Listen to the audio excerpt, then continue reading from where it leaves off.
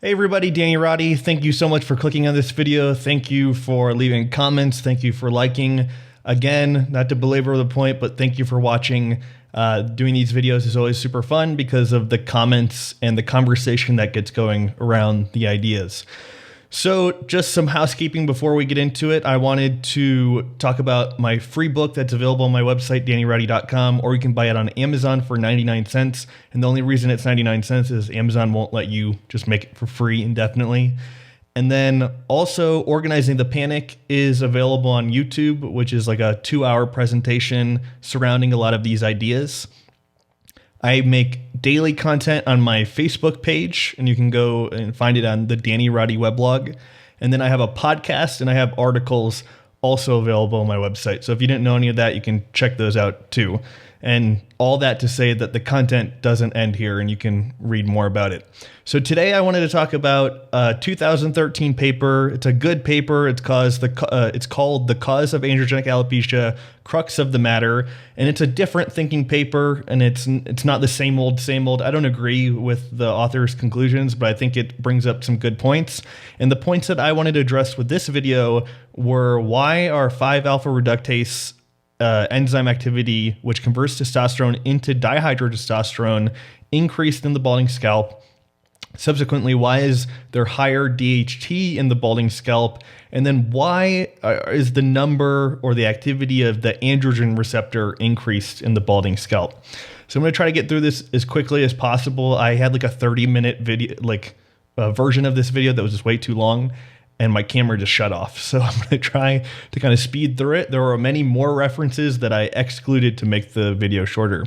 So, and I'll leave timestamps below so you can skip through them. So the first thing I wanted to talk about was, what do we know about 5-alpha reductase and androgens in normal hair growth?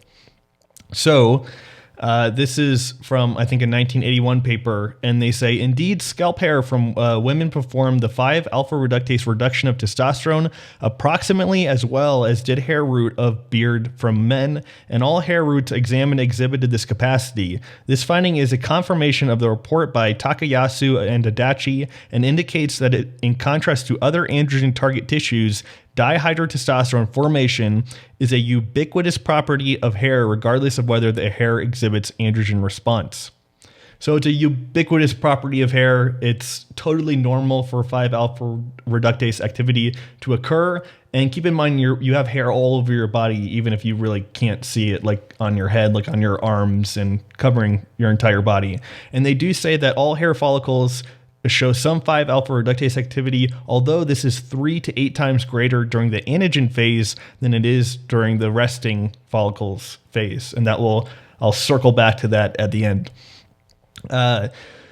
The conversion of testosterone by 5-alpha reductase into DHT promotes thick terminal hairs, which is why the androgen paradox is such an important part of the genetic androgen baldness theory.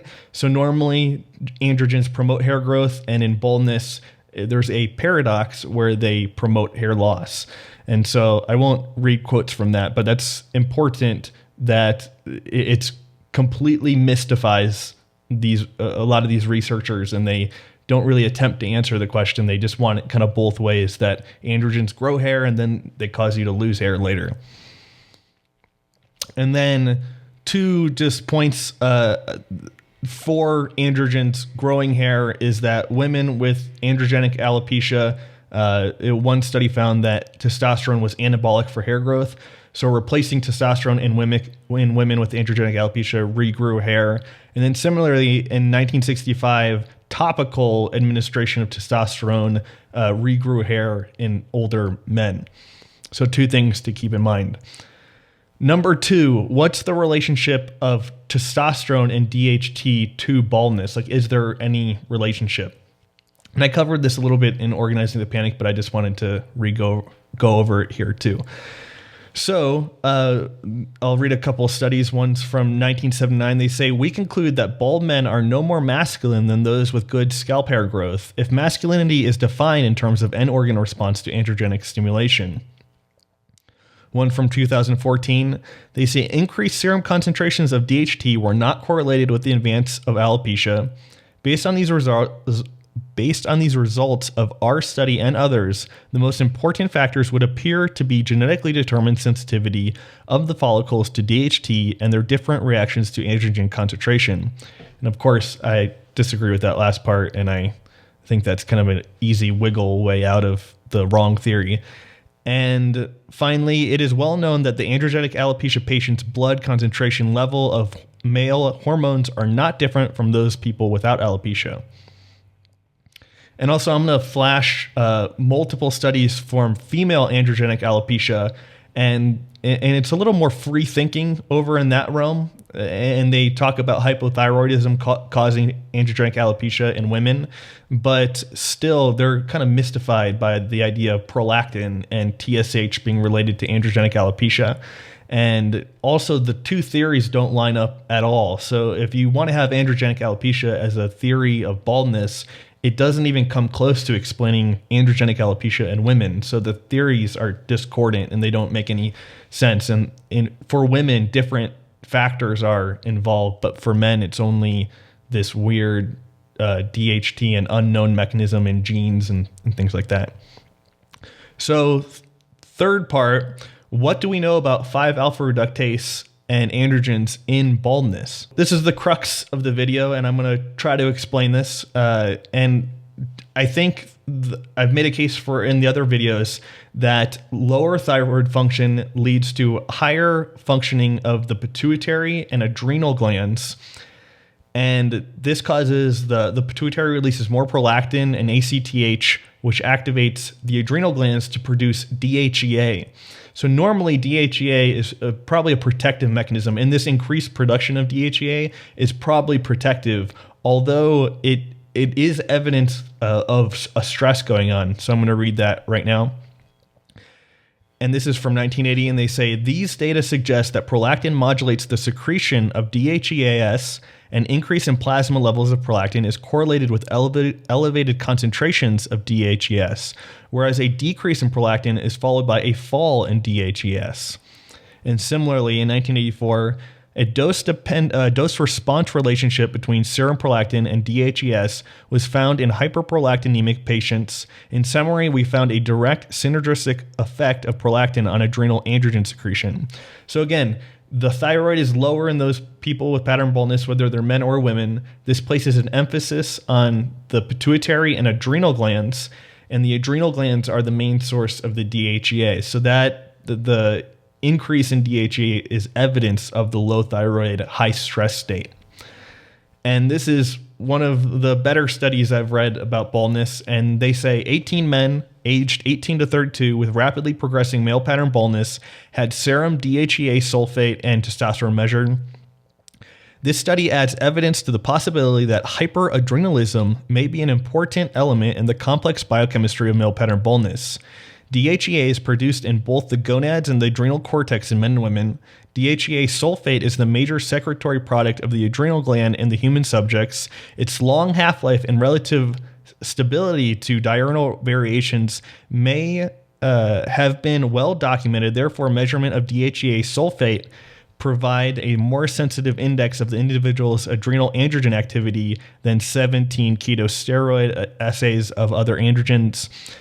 Because approximately 90% of the circulating DHEA sulfate originates from the zona reticularis of the adrenal cortex, measurements of this androgen reflect adrenal androgen steroidogenesis more accurately than the assessment of other hormones. So if you didn't catch that, men with early male pattern baldness had higher levels of DHEA.